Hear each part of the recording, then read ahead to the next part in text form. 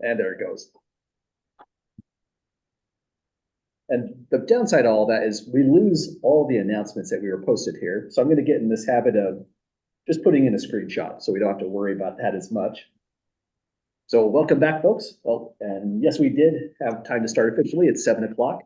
Before we start class today, any questions folks would like to lead out with? Well, let me bring the Zoom window as well. Okay. Yeah, go ahead. I just emailed it, but I also have it printed. Oh, if you emailed it, then yeah, you were all set. And just yeah, good question on that. Just a reminder about quizzes. There's a lot of modes on how you can turn them in. You can turn them in class specifically if you'd like. I'll give you your hard copy back. I'll mark it up if you do it that way. If you email me your quiz, I'm going to mark it up like you see me do on the notes. You'll get the same exact kind of feedback. I'll convert it to a PDF and just email it directly back to you. So for all the quizzes, it's going to copy this pretty much pattern verbatim. There'll be a 1 week turnaround of the due date, so you'll have an opportunity to ask questions and that kind of thing. When you click on this, it'll always contain the PDF. When you solve these, some folks like to print them out, and I'd say go for that. Use your ISU printing account, I would recommend. Or you could just take out, say, ordinary paper and solve it here. That's completely fine. Or you might download it to work on it digitally. Either way you do it, you can turn in a hard copy or send me a picture or a scan or a PDF of your file directly to my email. After you email it to me, I'll directly respond to you, just a simple thank you to say I got it. That way you don't have to worry about it. And once they're graded, I'll directly email the graded results right back to you. Any other questions, folks, about any of the quizzes? About how long do you see a grade for it? It's going to be pretty much, let's see, I usually do a lot of my grading on Friday. Okay. But I have a department chair meeting Friday at 10 a.m. So I think you can usually expect your return quiz and your grades to show up typically on Friday before about 5 p.m. This week might be a little bit exceptional. So if you don't see it by Saturday, that means I'm just a bit behind, but I try to do all my grading on the weekend. So it could happen on a Saturday. Any other questions so far? Okay, well, that's how all of our quizzes are going to go. And on the Moodle website, if we go to the current week, they're always going to be on the very bottom. So that's how the organization is going to flow. Quiz 2 will typically be posted before we come to a class on Wednesday. So if you wanted to, you could get started on them a little bit early. Opening this one out, let's just take a look at it. Quiz 2 this time is going to involve just one limit, this thing right here. We still don't have the knowledge to do this limit, but we're about to once we get through these notes right here. And this is what the quizzes are really all about. They're meant to be short and sweet. They're not meant to compete with the web assigned homework too much, but it is an additional form of homework. They are take-home quizzes. You can have open notes, open book, that kind of stuff. And I think we mentioned this before, but maybe just one more reminder. I only write out quizzes that involve problems that would be honest to goodness real exam questions. Occasionally they are exam questions from prior exams. And so I would definitely save your quizzes.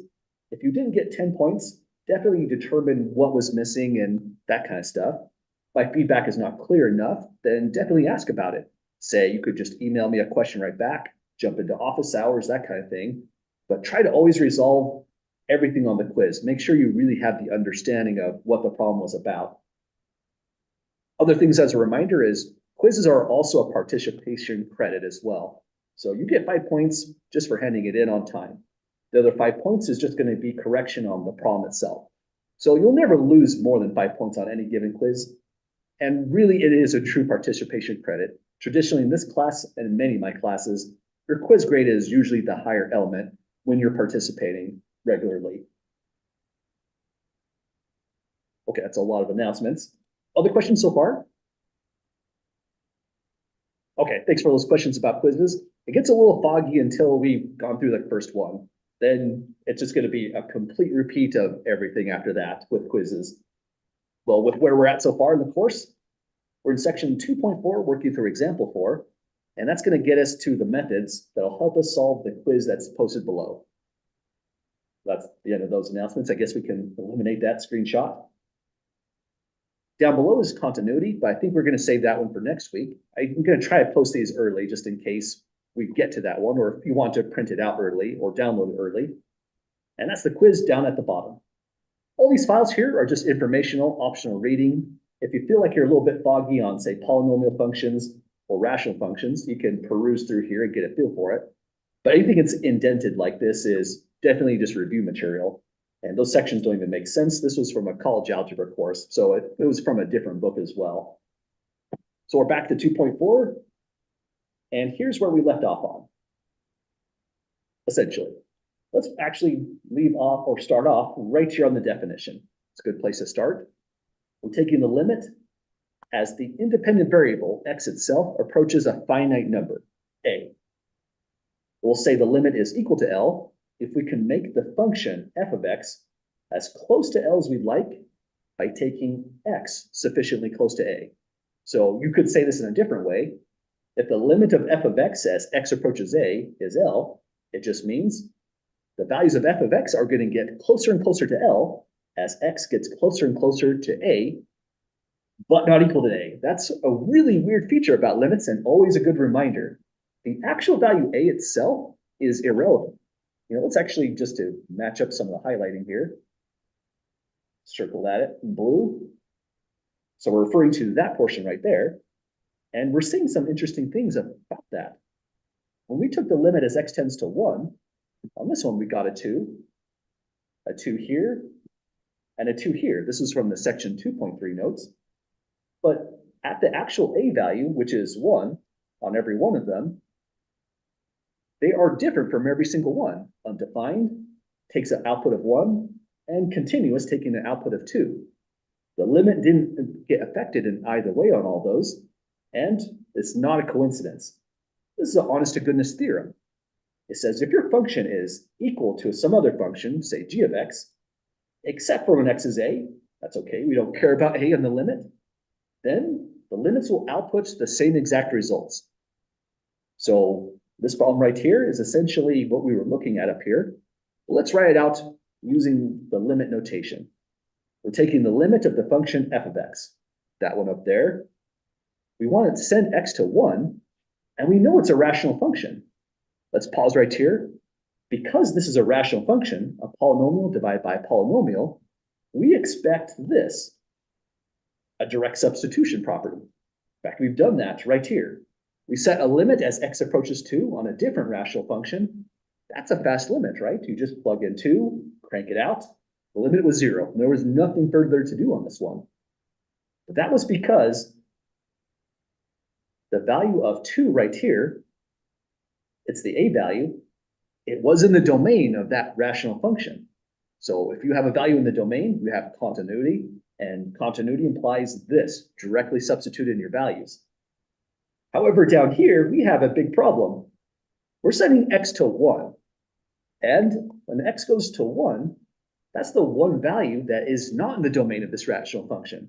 Imagine directly substituting. You would get 0 in the numerator, but 0 in the denominator. The whole thing is undefined. But this time, the limit actually exists. It's not going to be undefined, or it does not exist. It takes on a true value. And we're expecting it from these graphs above. So let's work out this limit that we've been kind of hinting at in this way. We're going to use the theorem and then eventually direct substitution. Let's think of the theorem this way. Here's your f of x function, much like the one up here. We're going to try to get a g of x function where the function g will have the feature that 1 is inside its domain. That means we're just doing a little bit of algebra. So this is the opportunity in this part of the course to practice and review quite a lot of algebra, actually. It's kind of exciting. First thing we need to do is factor. Well, we did it above, but let's write it out so it pops in the notes a little bit more. It'll be the limit as x tends to 1 of the difference of squares up here. It'll factor as x plus 1 times x minus 1, divide by x minus 1. That's still a f of x function, but now we can do a quick cancellation. The x minus 1 factors are gone, and we say that this is equal to the limit as x tends towards 1 of just x plus 1. That new function is not the same as the one over here. It differs by one element. That's what we were specifying right here. But the theorem tells us it doesn't matter. In fact, the limit didn't depend on what happened at A in the first place. We have two functions, f of x and g of x, that are equal everywhere except at one point, the point where the limit is heading towards. Then it gets even better. When you take a look at that, that's a degree 1 polynomial, and polynomials have remain all real numbers. On every polynomial function I give you, direct substitution will always work, in other words, and it will work here as well. So this is the step where we do use direct substitution.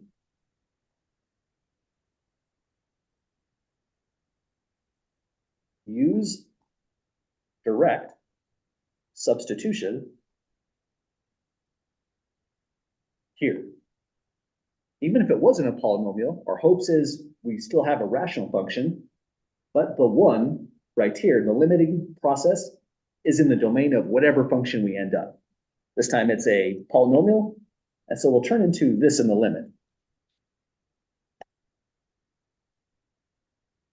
Sorry, I'm losing control of that red dot. There we go. Take this one, directly substitute it in right here. We'll get a 1 plus 1. Then just do the simplification. We have a limit of 2 exactly. And we were expecting it. We got that limit of 2 in multiple different ways. But now we're thinking of it as no graphs. This is what it looks like from the purely algebraic standpoint. Any questions at all, folks, on obtaining that limit there? Okay, maybe one thing we should say before we go too far past this problem is information about, oh, sorry, didn't mean to scroll. That correct, oh geez, what did I do? Let's Control Z that. It changed the font for somehow. But what we're gonna do here is describe the correct limit notation and how it's gonna relate to grading. It's honestly not worth a ton, but it's important to get it just right. I have a little blurb here that says mathematics, we have to say what we mean and absolutely mean what we say. And that's why we have to have our notation express that same thing in spirit. The notation has to mean exactly what we're saying. The way this could go wrong is, imagine that limit statement is not right there. I'll fix it in a moment. If this is what you're looking at, that's a totally incorrect statement. X plus 1 is not equal to 2 whatsoever. This is an entire function whose graph looks like that right there. The only thing that makes 2 correct as an output is the limit operator. It's got to be right here. So correct limit notation means we need to copy limit operator here and here, but it also means it's dropped at this stage. Once we use direct substitution, we have no cause to write it in. And so we'll say here, drop lim x to 1 after the direct substitution.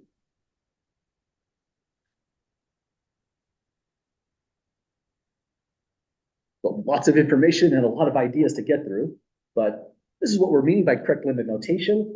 And example 4 is going to illustrate the process of how we'll take the limits in this section. That theorem right there is pretty much the major tool that we're going to be using going forward. And here we have a brand new limit. Let's give this a try. First, any questions or comments at all, folks, before we get to this next stage of problems?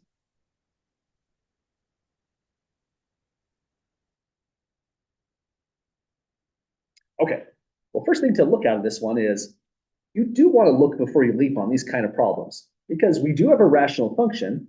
It's possible that -3 right here is in the domain of that function. And if that's true, you don't have to work too hard on this, just plug it in.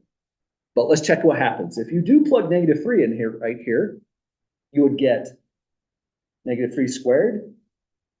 Over here will be minus -3.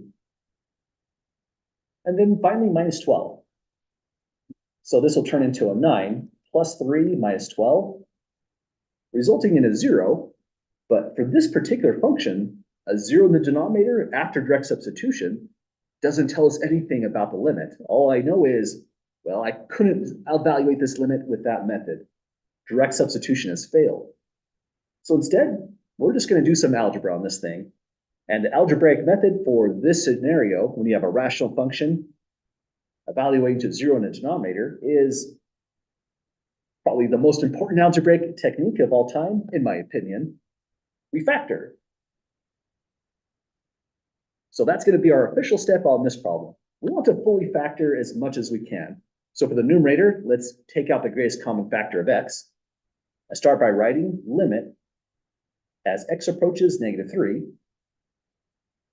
Factoring out x will leave behind an x plus 3 in the numerator. So that one's not so bad. Denominator is factoring as well. And what will always work really well for this class is trial and error for factoring these trinomials. I'm not going to give you anything too nasty. If it was a quiz problem, maybe it could be a tough factoring problem. Maybe you might need to use quadratic formula. But in an exam setting, it's more about the calculus. So I put in polynomials that factor pretty directly and pretty rapidly as well. So if I was factoring this, here's how it would go. Start off by factoring x squared. X squared factors as x by x. So there they are. Next thing to take a look at is that negative sign implies what the signs should be in the middle. Anyone recall what should happen based off that negative sign? Shouldn't they both be negative? Not in this situation. If there's a negative right here, it's going to be opposite signs in this setup. So it should go a plus and a minus due to that negative sign. And the only reason for that is, as we start to write in things, we're also imagining that we're going to expand it out, multiply the two polynomials by the FOIL method. Here to here would produce your x squared, so that one's determined. The thing in purple I'll erase in a moment, think of it as just temporary scratch work. And with whatever we put here in the last two blanks, it's got to be a positive times a negative to result in that negative right there. We also have to decide, well, for factoring this, we need to factor 12 in the correct way so that when we expand everything and multiply here to here and here to here, we land on -x. So that's our goal. And we'll see the value this we have to put here, factorizations of -12 to land on a -x. Would it be 3 and 4? Let's go for 3, 4. I like that. That looks pretty good. So this is pretty much how I would do this kind of problem. I would start like this. Put in the x and x for x squared. For the negative, flip the signs, positive and negative. Factorizations of 12. 3 and 4 is a good choice because we need to be 1 off. And then when I check it, I'm really only doing this. The outer product and the inner product. This arrow for the outer product gives us -4x. The inner product gives us a 3x. We in fact add those together in the check. 3x minus 4x lands on a -x. So we've got the whole thing. The whole thing should factor as x squared minus x minus 12. We did it, folks. That's the end of the factoring on this thing. Does that make sense on getting to this stage so far? Okay.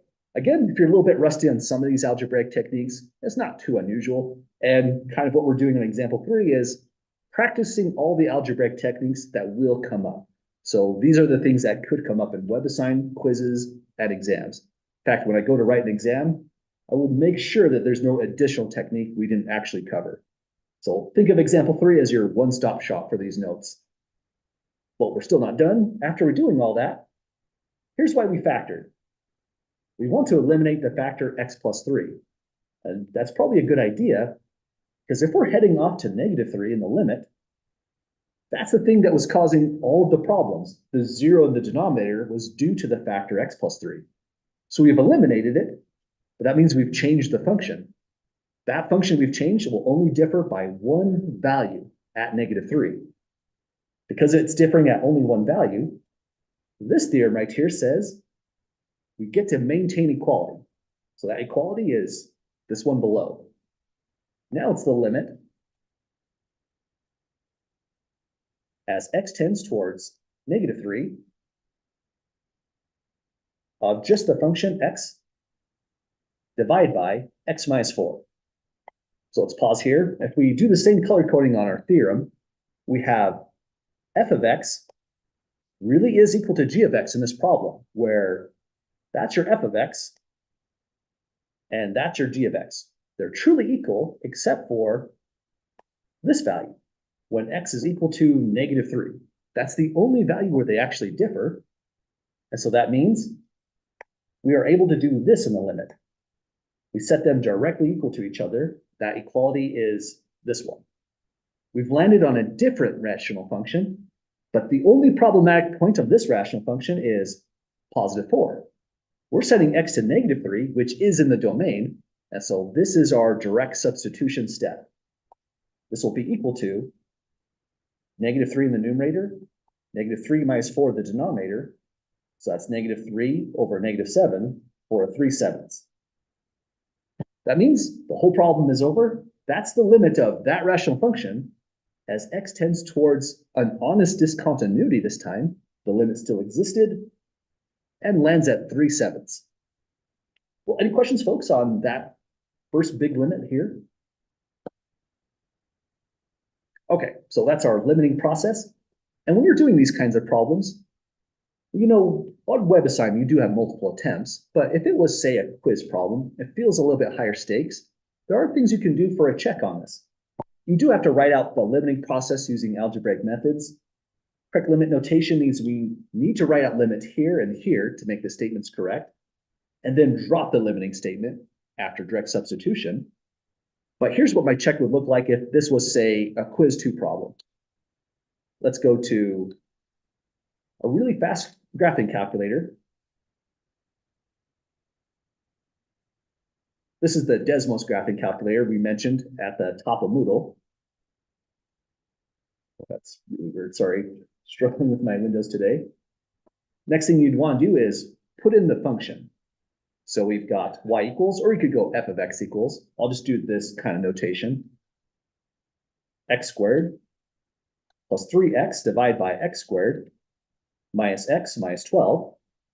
We're taking the limit as x tends towards -3. So let's take a look. At -3, a little bit too far there, we're getting a value of, well, what we expect. Sorry, that was hard to hit. Must have a shaky hand today, but there's an undefined somewhere in there. There it is, there's our undefined. Well, this is not helping us with the check at all, right? Until, take this output, the 3/7. Let's put this in Desmos as well. We get about a 0.428. And so if our limit is correct down here, 3/7, we might be able to detect it. Now, this is not a proof that the limit is correct. We're just looking for numerical evidence we're on the right track. And if we're not on the right track, we should detect it. It's not foolproof, but it's a good idea. So let's see if we are getting closer and closer to about 0.428. Here, the first coordinate is -6. It has to get closer to -3. As we're getting closer coming in from the left, let's see, are we dropping to about 0.42?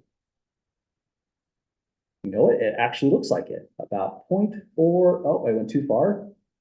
Well, this is on the opposite side, but still pretty close to -3. We're at 0.423. That's what that would have rounded to in 3 decimal places.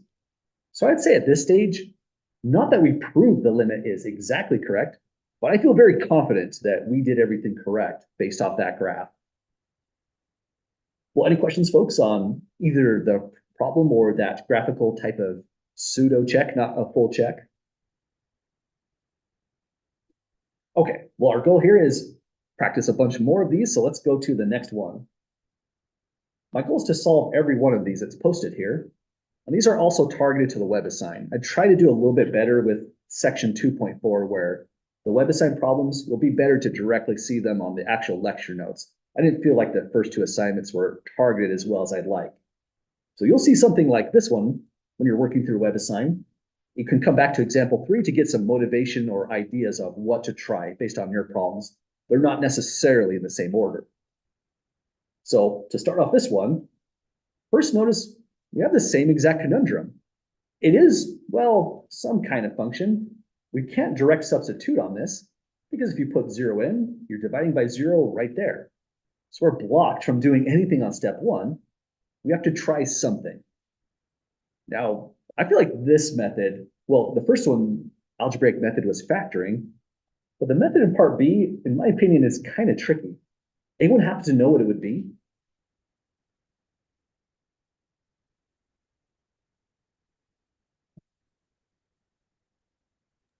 Would we want to square everything?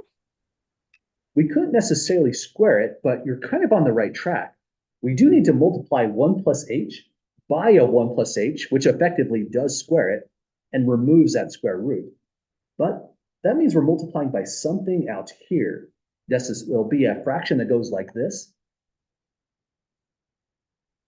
And we have to put the right stuff above and below to make this work out right. So you're definitely on the right track. Any other volunteers on what ought to go up above and Would it below? be the square root of 1 plus h plus 1?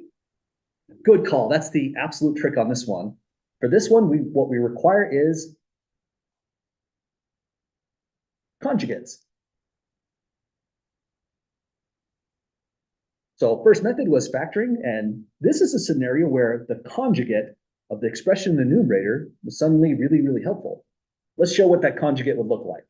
Just as exactly as you said, it'll be square root 1 plus h, but then we go plus 1. If the sign here was a positive instead of that negative you see, you'd have just taken the opposite sign right here. That's what makes the conjugate. Then down below, it's going to be root 1 plus h plus 1 as well.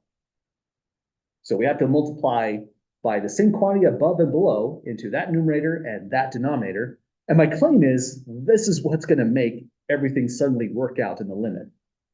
Let's add a little bit more description here for just algebraic properties of conjugates. Usually I think of conjugates by this formula. A plus B and A minus B are a conjugate pair. I state these kind of generically because when you're thinking conjugates, it could involve square roots, it could involve complex numbers and all sorts of things. So if you think of just this and this, think of it as a conjugate pair. A is root 1 plus h, B is the 1. Now what conjugate pairs do for us is this thing. We've in fact used this formula before, but now we're stating it verbatim. Take your conjugate pair and multiply them out. It turns into a difference of squares. You will always get a squared minus b squared no matter what. And the reason for that is, well, here to here is how you get a squared, or here to here is how you get to negative b squared. But finally, here to here is negative ab, here to here is positive ab, and they just cancel off immediately when you're dealing with these conjugate pairs. So there is no middle term. You get a binomial when you multiply these out. So that's the magic of a conjugate pair. And now it tells us when we go to multiply this out here to here, we're going to in fact FOIL all of this. But there will only be two terms. We don't necessarily have to write everything out. Next algebraic property that we can use is also this one. If you take a root of a for anything, times root a, this will turn into just a, provided a was a positive quantity. Should always give that little extra description there. In other words, the square root of, say, 5 times the square root of 5, that returns the square root of 25, simplifying to just 5. The purpose of that is, when we go to multiply here to here, it's root 1 plus h times root 1 plus h, but all that happens is you get 1 plus h back. So it simplifies massively on us. So with all that information, let's see if we can write this out. So first, we have to use correct limit notation, which means start with limit, h goes to 0. Then we're multiplying in earnest. Root 1 plus h times root 1 plus h gives us 1 plus h, much like what this property right here is saying. Next, I would almost never write this in. This is the square root of 1 plus h. This is negative square root 1 plus h, so they cancel, like we were mentioning over here. I just move over to this last product when we FOIL this out. Negative 1 times positive 1 results in minus 1. So the numerator is really fast to calculate only because we're dealing with a conjugate pair. But how do folks feel about this so far in Zoom and in class? Does this make sense to this stage? Awesome, glad to hear that. If this makes sense to you, then it's a very worthwhile algebraic technique.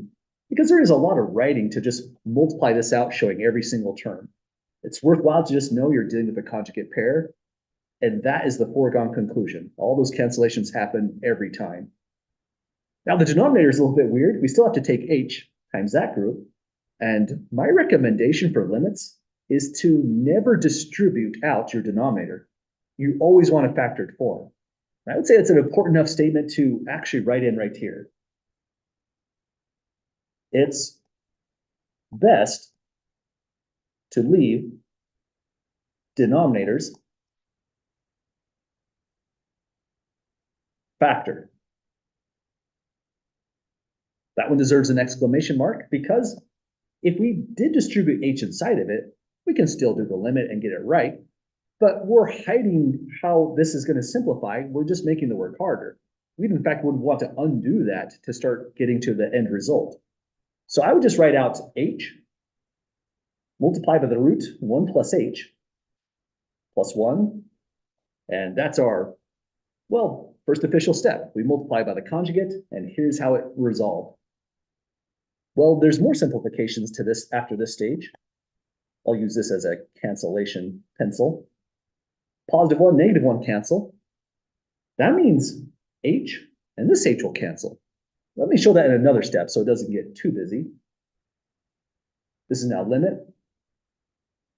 H goes to 0.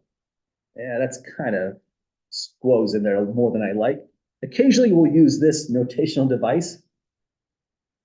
It's going to continue across the page break. I try not to do that though, but it looks like I painted myself in a corner this time. So let's come on to this page. Limit, h goes to 0. It's h over h times the root 1 plus h plus 1. And now here's our next cancellation. We'll cancel here to here. When you do that cancellation, don't forget to put a 1 in this position. There's really a 1 there, but it simplifies through multiplication. And now let's take a look at what our issues were and how we fixed them. We couldn't do this limit, as the limit of h goes to 0 involved an h in that denominator. So no direct substitution can possibly work while that h is alive. Really, our whole goal here, the entire strategy, the only reason we cared about conjugates is we had to kill that off. Then at this stage, it became very clear how it was going to be eliminated. We just had cancel here to here. Finally, at this stage, sure, h is going to 0, but it will not cause a division by 0. Here, we are allowed to directly substitute. H is truly in the domain of this function. Now, this function is not a rational function. It's not a polynomial function. It's a square root function, and I'm claiming direct substitution still works. But if you want a preview of how, or a post view of how that works, it was this idea right up here. Even though that's not a polynomial and not a rational function, you can use other limit laws to get to the point where you are taking the limit of a polynomial. These steps get used so many times that we don't always write them in every single time. This was just here to kind of illustrate what we're about to do. So even if there's a square root, direct substitution goes as planned, and here's how it's going to go. Down right here, this is equal to, oh, that's a mistake. We're taking the limit by direct substitution. I do not need the limit operator at this stage. We're just going to plug 0 right there for h. It'll be a 1 over root 1 plus 0 going in right here through direct substitution, plus 1. Now we just have to simplify this. That's the square root of 1, which returns a 1. So it's 1 plus 1 in the denominator. And the entire limit resolves to 1/2 on this one. We just had to do an algebraic backflip to see this one. It was a conjugate this time. But always good to remember the conjugate. It shows itself all over the place in algebra. I mean, this right here is the difference of squares factoring technique when you're going this direction, and we've used that several times already. Well, that's one limit down, and we're going to try another one next. Any questions at all, folks, at the moment? Okay, one thing you might be curious about, because it looks really weird, is what is the deal with h? This problem is kind of a preview in a certain sense. The limits we're looking at right here, right now, are the same limits you'll get when we define the derivative in chapter 3. So we are getting very close to calculating a derivative. But first, we need to resolve this thing. Just like before, all of these have a specific algebraic technique we need. But this one is not bad. This is the algebraic technique of crank it out, expand out to -5 plus h squared, simplify, and hopefully cancel that h down below. So nothing super fancy. We're just going to do this. -5 plus h. I'll do it in the margin just for extra practice. This one's a little bit dangerous if you're foggy on algebra. It's not 25 plus h squared. Exponent laws don't work here because of the plus messing it up. So instead, we say what the exponent represents, -5 plus h, multiplying 2 times, and we FOIL this thing out. I typically start with -5 and just distribute into the next group. So I visualize it this way. That'll be a 25, and that'll be a -5h. Then when I'm done with that first term, we convey or carry over to this one and do the same thing. Here to here is -5h. Here to here is plus h squared. One shortcut you might take, which is a very worthwhile one, is this is referred to as a perfect square polynomial. Perfect square polynomials have this fact. You take -5 times h and double it to get -10h. And that's what we're seeing right here. So this turns into 25 minus 10h plus h squared. And if you want to do it fast as possible, you can take a shortcut going from here directly to there. You would square -5, here's your 25, -5 times h times 2, don't forget that part, is -10, then add an h squared for that last term. Or just crank it out and you're definitely going to be in good shape. If you've done about 1,000 of these, you'll probably start taking shortcuts on this one. So that's the whole technique. We're going to come back to the problem, and right where there's a -5 plus h squared, this will turn into the limit. H goes to 0 of 25 minus 10h plus h squared. So that's this full quantity right here. Then the rest of the limit goes minus 25 all over h. But let me show that substitution a little bit better. So that's how the substitution tied together. Now we're just doing simplification with the goal of try to cancel that h. If that h is not canceled, one of two things happened. Either we made an algebraic mistake, or I made a mistake when I wrote the question. That h is supposed to cancel, or the problem was flawed. So let's cancel this to start and see what happens. We are now looking at the limit as h goes to 0 of -10h plus h squared. We want to cancel the h as well. So this becomes a factoring technique. Let's factor out an h to leave -10 plus h in this group right here, the two things that didn't get canceled off. This h gets copied down below. And now at this stage, we can cancel that h. That means the problem is practically done at this stage. We are able to use direct substitution. And the only thing we're going to do is take this 0, plug it in right there. So let me actually, before I do that, not a bad idea if you did that right here on your homework or quiz or anything. But for the notes, let me take an additional step just so it's a little bit more readable. Limit h goes to 0 of -10 plus h. I'll do the direct substitution here. H goes to 0 in that location. And so we have -10 plus that 0. So the whole limit resolves to -10. Well, we did it, folks. This is calculating out this kind of limit, which you'll see will result from taking derivatives coming up in chapter 3. So these are some of the more standard limits. And for the last two we have down below, that's where the algebra gets a little bit more dicey, but we'll navigate through them. Any questions at all, folks, on the prior limits so far? Okay, so on to the next.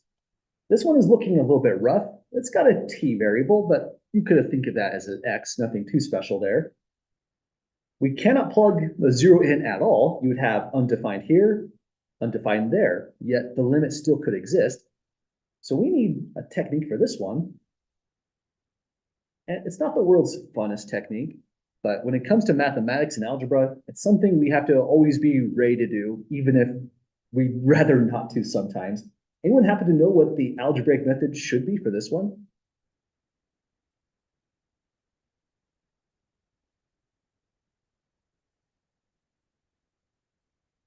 We can't use a conjugate. There's a little bit you could factor, but that's not the main thing we need. And, well, there's nothing to expand like this. So we're kind of running out of ideas, essentially, but there's still one thing we can try. Any volunteers over Zoom, potentially? For what might work on this one? Would it be a common denominator? Good call. That's the method on this one. We need to find the common denominator, then we need to actually subtract the fractions and simplify from there. So good call. That's going to be the strategy on this thing. We need to add up the fractions. And so here we'll say, find a common denominator. Then add or subtract the fractions. I said add slash for add or subtract, just to mention that could have been a plus or minus, depending on your problem. So we're going to find a common denominator, but now finding a common denominator, the very first thing you would want to do is fully factor all denominators. First term is all okay, t is in its most factored form, but t squared plus t is going to cause us problems unless we don't correct that. We're not necessarily going to see the least common denominator too easily. A common denominator will work, but if you want the least one, you'll also need to factor your denominators. So let's show that on our next step. This will be limit as t goes to 0 this time.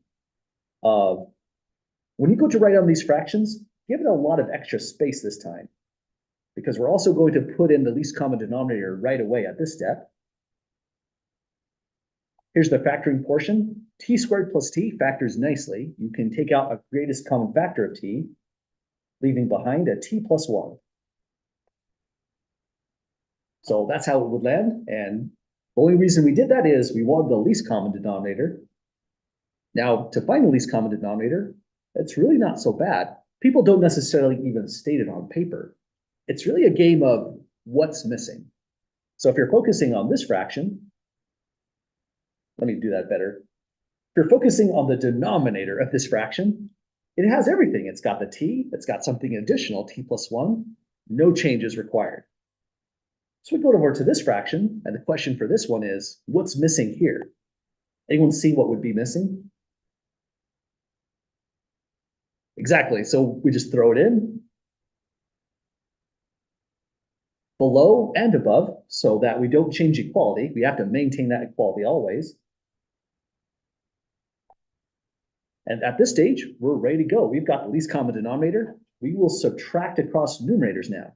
It'll be a t plus 1 minus 1. Our hope of hopes is, after doing all this algebra, this t right here, which is represented in the next term, will cancel. So let's write out the next step. Limit as t goes to 0 for, no, we don't need a fraction this time, or excuse me, a parenthesis this time. The fraction symbol is the grouping symbol. So it'll be t plus 1 minus 1 above. Down below, we just copy in the least common denominator once, t times t plus 1. And this looks pretty good for us, actually. We can cancel off that plus 1, the minus 1 here. That leaves t over t. You could cancel it right at this step.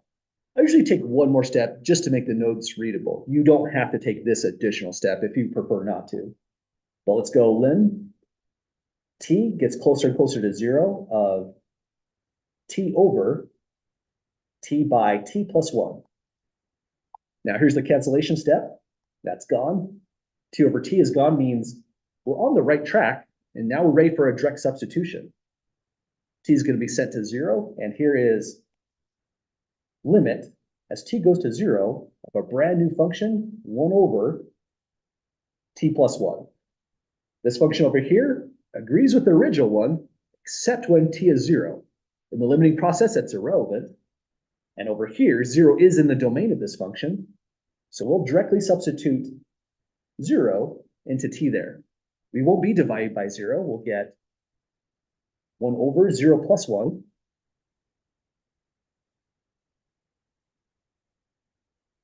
Resolving in just a 1. So we did it, folks. To me, these are kind of the nastier limits we're looking at. If this was a question that you're worried about for exams, I would say exam questions are meant to be kind of the more routine kind of limiting processes. But this could absolutely be a potential quiz problem, and there's stuff like this on WebAssign. We try to do some of the harder problems where we have additional time, additional resources on the homework. But exams, we're just trying to hit the concept, so I'm not going to throw the nastiest things at you.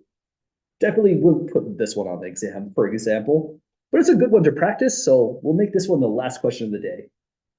Unless there's any questions on getting through part D.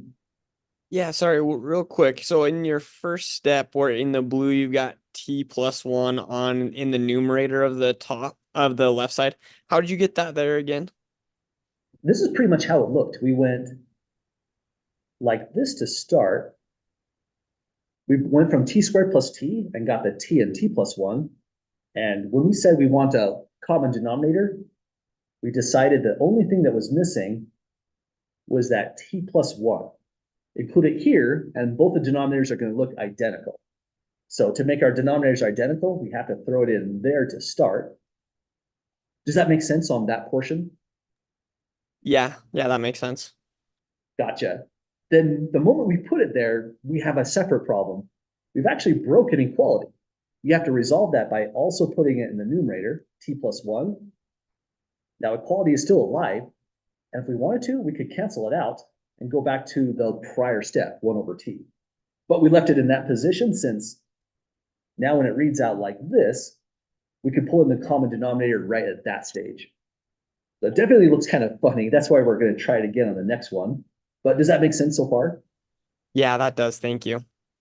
You bet. Thanks for asking about that one. Again, to me, these are some of the kind of nastier looking kind of problems that we try to get through. Other questions at the moment? Yeah, really quick on that one that you're just kind of showing him, where you've got the 1 and then the blue t plus t in the numerator, or t plus 1 numerator. Right below it, you've got t plus 1 minus 1. Is there supposed to be another one to the left of the Oh, t? right here you're saying t plus 1 minus 1? Yeah, is there supposed to be like a 1 times t? Oh, I gotcha. Let me put that in right there. I think pretty much what I did is I skipped a step and didn't realize I was doing it. It really No, is 1 times t. Sorry, go ahead. No, I assume that's what you did. I just wanted to make sure that I was following the next step correctly. That's where that 1 time came from. Gotcha. Yeah, you're absolutely on the right step there. That 1 times pretty much just eliminates, giving the t plus 1 minus 1, like you said. Absolutely. Other questions about that or otherwise? Okay, definitely worth to take the extra time on these kind of problems. They get a little dicey. Any other addition? I think I already asked that, but let's try out to another one down below.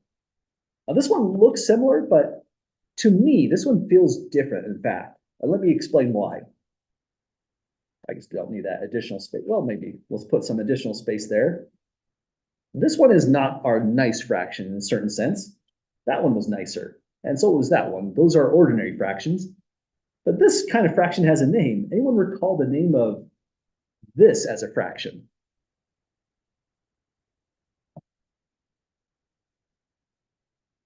It's got a brilliant name in a certain sense. It's a fraction with fractions inside of the numerator of the fraction, so it's complicated. So people just decide to call it a complex fraction. Why not? It makes sense.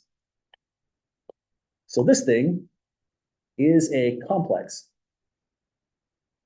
fraction. And the reason it's a good idea to identify a complex fraction is when we're dealing with a complex fraction, my procedure is a little bit different than what we did up here. I don't actually want to add those fractions. I want to use a method that's going to grab a least common denominator and just wipe out those denominators. That's usually the best go-to, quickest and cleanest algebraic approach for a complex fraction.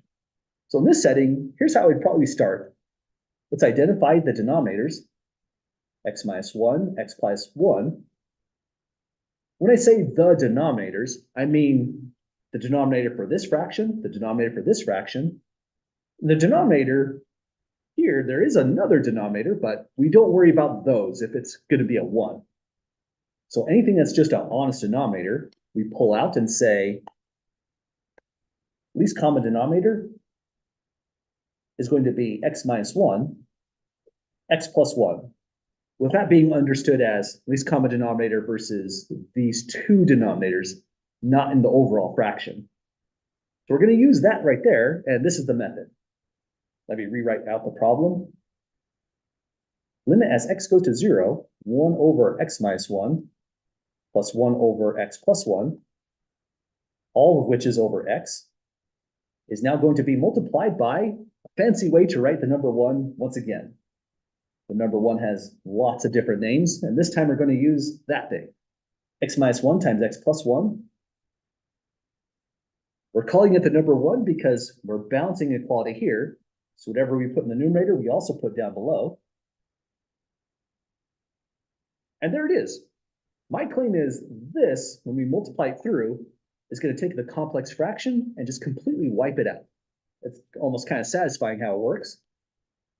I usually like to associate this way, just in the numerator, to visualize it a little bit better. And this is how it's typically written out. Let's put in an arrow to show we're taking this and multiplying it right inside here. But when that happens, we're taking an x plus 1, x minus 1, x plus 1, putting it up here. X minus 1s would cancel, and all that would be left is x plus 1.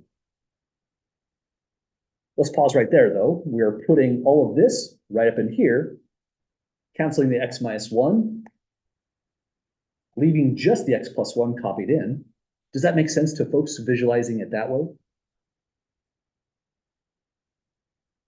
Awesome. I'll leave it up to the class, though. That's a good shorthand for doing this. But in all honesty, if you wanted to take one extra step on this, it sometimes is worthwhile just to be careful and precise, not do too much visually. So if you like, you can write out this step. A little bit longer, but it helps out. I'm going to take this whole numerator and just drop it into there when we multiply. So now it's going into that location as an x minus 1, x plus 1, divide by x minus 1. Then there's a plus, and we rinse and repeat. Take that full numerator, multiply it into that location, and we'll get x minus 1, x plus 1, divide by x plus 1. Now for the denominator, again, recall, we usually never want to expand out our full denominator. It's not a very much value. In fact, if you distributed x into any one of those groups, it's just going to be harder to take the limit when x goes to 0 and we have to cancel off that x. So instead, we leave it here because we want to kill it off eventually. And we'll multiply that denominator in its factored form, x minus 1, x plus 1. So if you took the additional steps, it gets really ugly at first to start, but then here's our reward. X minus 1 cancels with this, and it's just a little bit cleaner to see why you get an x plus 1 here. If you do this a few times, you'll start to probably take shortcuts on this one as well. But let's do it precisely, at least for the sake of the notes, to show a paper trail on how to get through this one. So here's the next cancellation, leaving an x minus 1. And now we've got a limit as x tends toward 0 of, let's just write in the survivors, x plus 1 here, plus, came from that location, then copy in x minus 1. Denominator is x, x minus 1, x plus 1, just directly copied in. And now we have even more simplifications we can make. The positive 1, the negative 1 cancel off. And this time we have like terms across the numerator. It's a 2x. We'll cancel with that x, just leaving a 2. But let's show that additional step for the sake of the notes. We now have limit As x tends towards a 0 of 2x above, x times, if you expanded these two out, it'd be a little bit faster to write in, but I'll continue to just leave it factored. X minus 1, x plus 1. It was this x you definitely want to leave just as it is, because now it's cleanly canceled with here and here. We've got the limit as x tends towards 0 of just 2, divide by x minus 1 times x plus 1. And I think we're just about there, folks. It is finally at this step where direct substitution is really going to work as intended. We couldn't do it at the start because we would divide by 0 right there. So the whole reason we did all this work with a complex fraction was solely to cancel off that x. It happened right at that step. So now we can send x to 0 cleanly and accurately without an undefined here and here to finish off the problem. So it's going to resolve to 2, 0 minus 1, times 0 plus 1. So we have a 2 over negative 1 in our denominator, which resolves to negative 2 altogether. This one is the worst one of the set. This one's a lot harder than probably what I would ask on the quiz, but it's meant to go along with a problem on a WebAssign. Maybe not as bad as this one. But we did it, folks. That's cranking out limits. Any questions or comments at the moment of getting through these?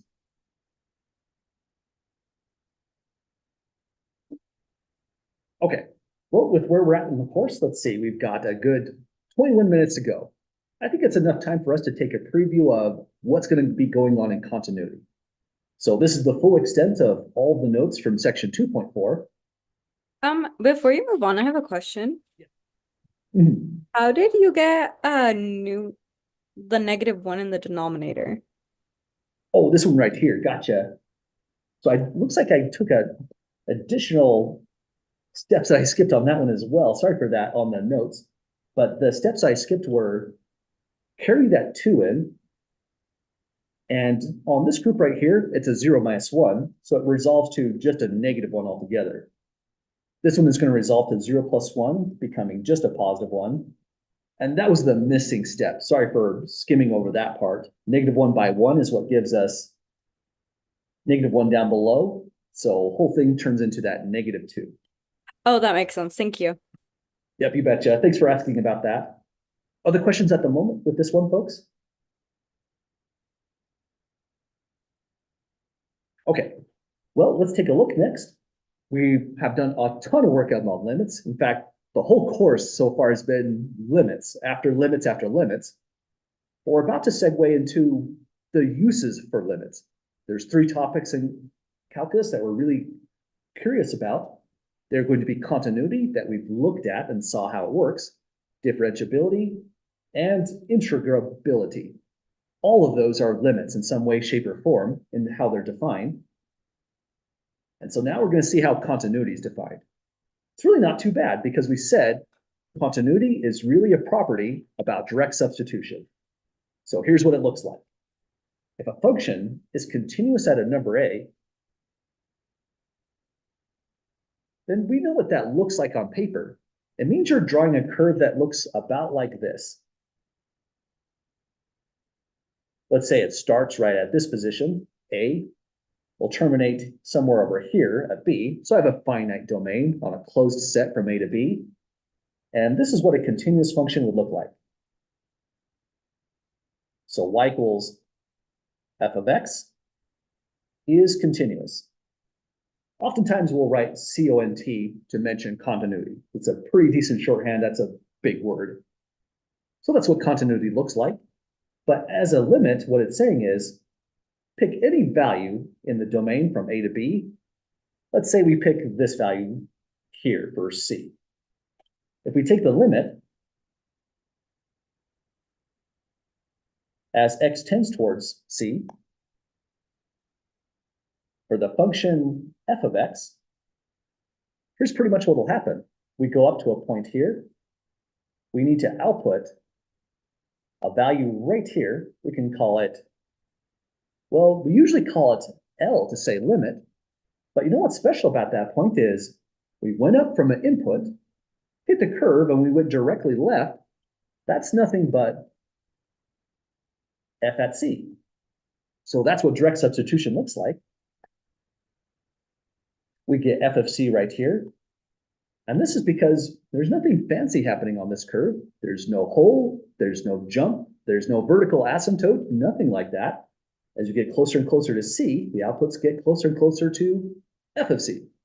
So continuity looks like this on a graph, but we don't always have graphs. It looks like this as a limit, or like what's above as well. So we take A, we directly substitute it in for X, and get that result. So continuity is a property resulting in this direct substitution. But if continuity breaks, all bets are off. We do not have direct substitution. And that's where you're seeing things like, say, a jump discontinuity, or let's do something even simpler. Let's do a really fast removable discontinuity.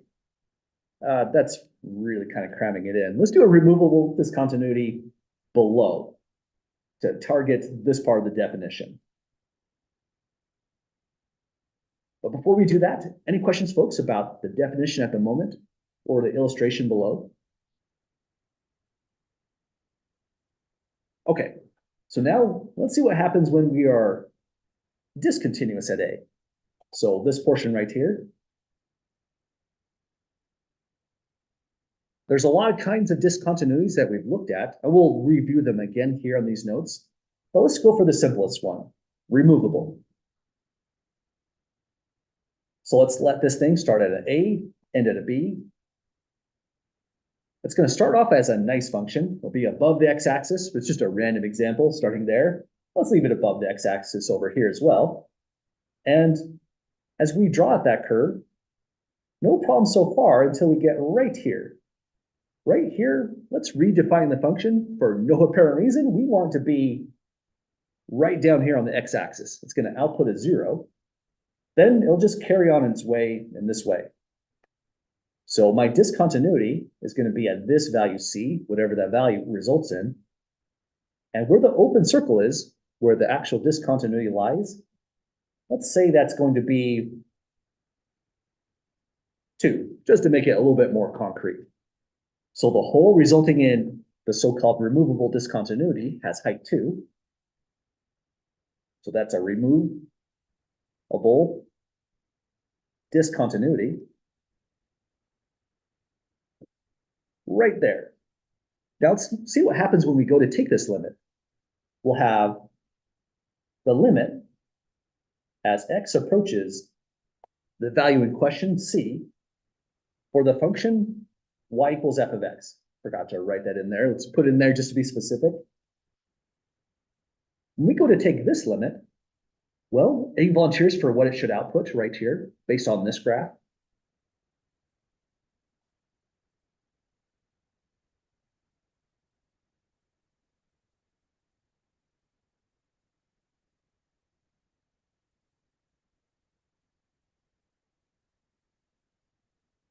I just realized changing my pen to green is probably a hint, but that's okay. As we head towards the value C, we could either be on the left or the right. We have to be getting closer and closer to the same value, but you're getting closer and closer to a height of 2. So that means this limit results in a 2. But now we have to say, however, what is f at C actually equal to? Well, if we take a look, right at C, it's on the x-axis. That means it outputs a 0 rather than a 2.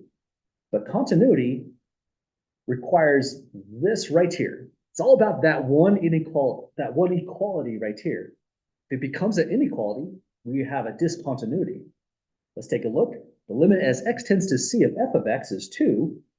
But f at C, if we directly substitute in C and evaluate, it's 0. This tells us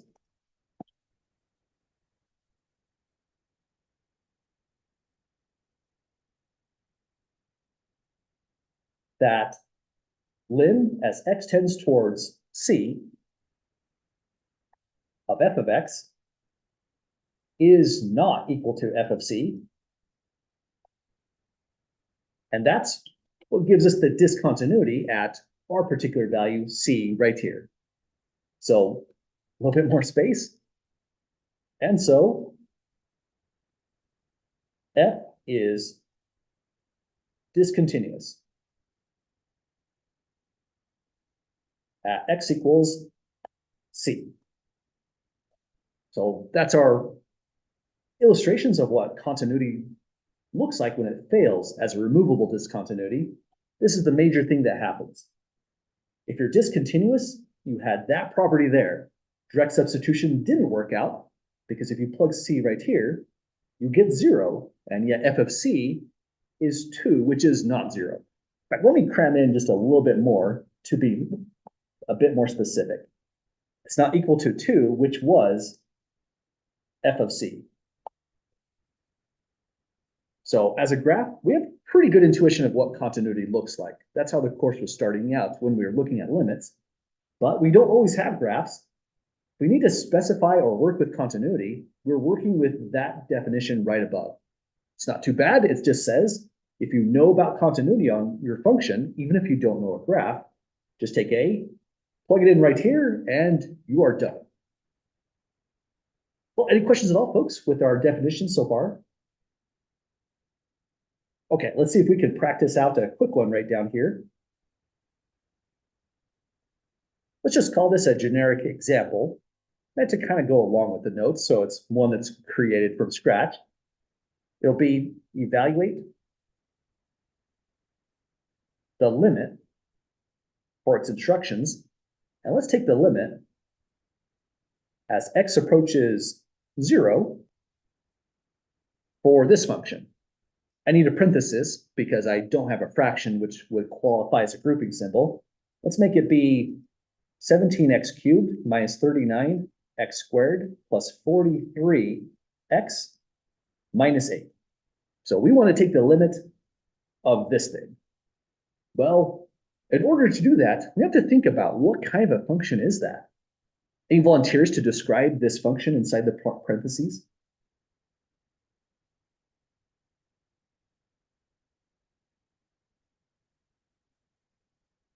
As a hint, it starts with a, oh, sorry, go ahead.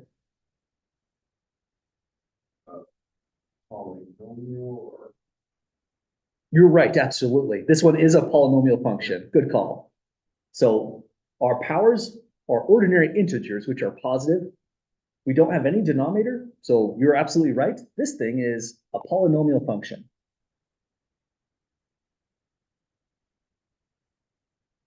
And that's very celebratory worthy, because if you think about your work in algebra, every polynomial you plot is continuous. Its domain is all real numbers. That means we can say that this thing is continuous.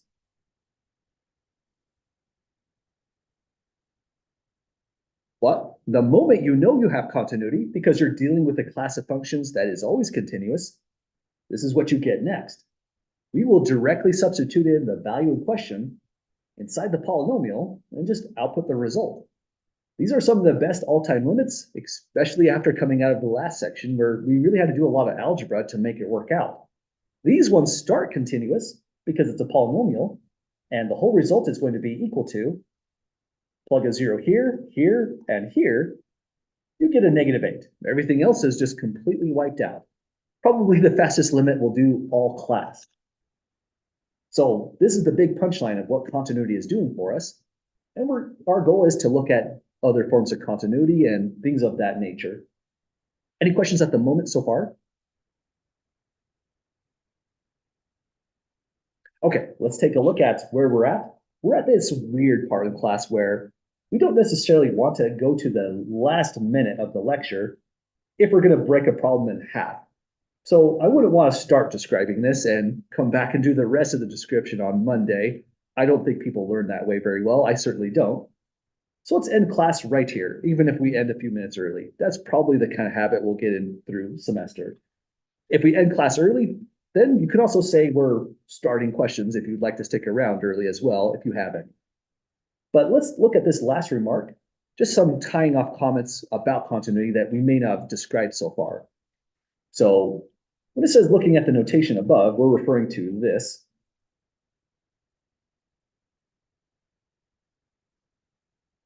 Let me copy it in this way rather.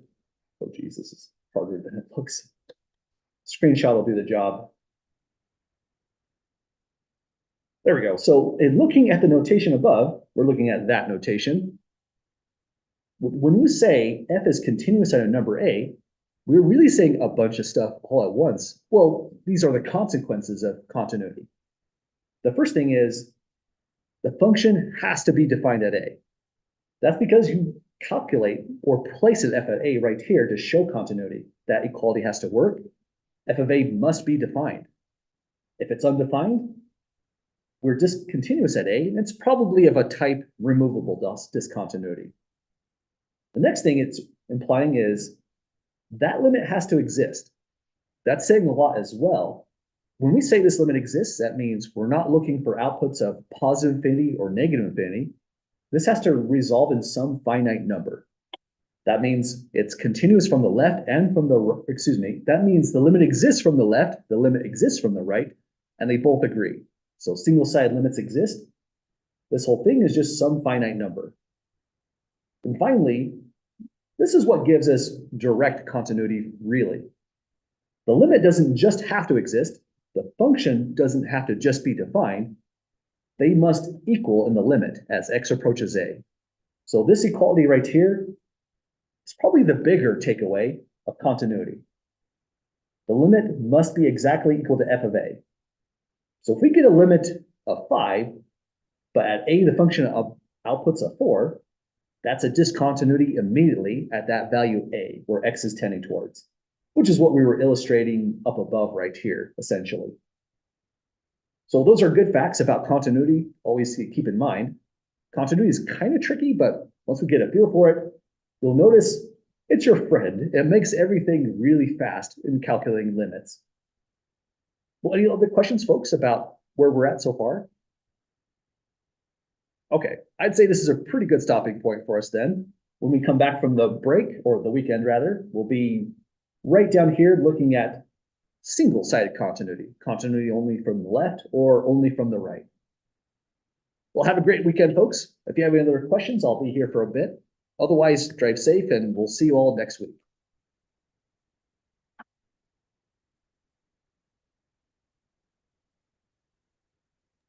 Thank you. Yep, have a good one. Thanks. You betcha.